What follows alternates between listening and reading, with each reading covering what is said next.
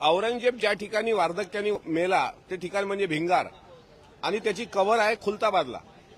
आता औरंगजेबाची कबर म्हणजे 27 वर्ष संभाजीराजांच्या हत्येनंतर 27 वर्ष छत्रपती ताराराणींनी त्या मोगल सम्राटासोबत संघर्ष केला। तो वार्धक्याने तिथे मेला आणि तिथे त्याचं थळगं बांधलं।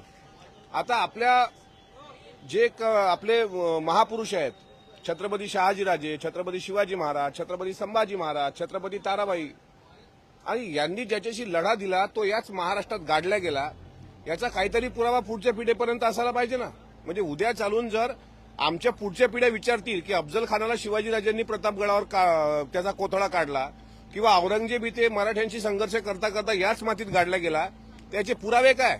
आता तुम्ही खुलताबादची कबरच तोडा असं जे काही लोकांनी नवीन जाणीवपूर्वक काही लोक करतायत काय अधिवेशन काळामध्ये, महाराष्ट्राचे प्रश्न वेगळे आहेत ते दुर्लक्षित करण्याचा हा प्रयत्न होतोय आणि पुरातत्व खातं केंद्र सरकारचं तेच त्यावर अंतिम निर्णय घेईल असं खुद्द मुख्यमंत्र्यांनी सांगितलेलं आहे। त्यामुळे मला असं वाटते सध्याचे प्रश्न वेगळे आणि औरंगजेबाची कबर वेगळी।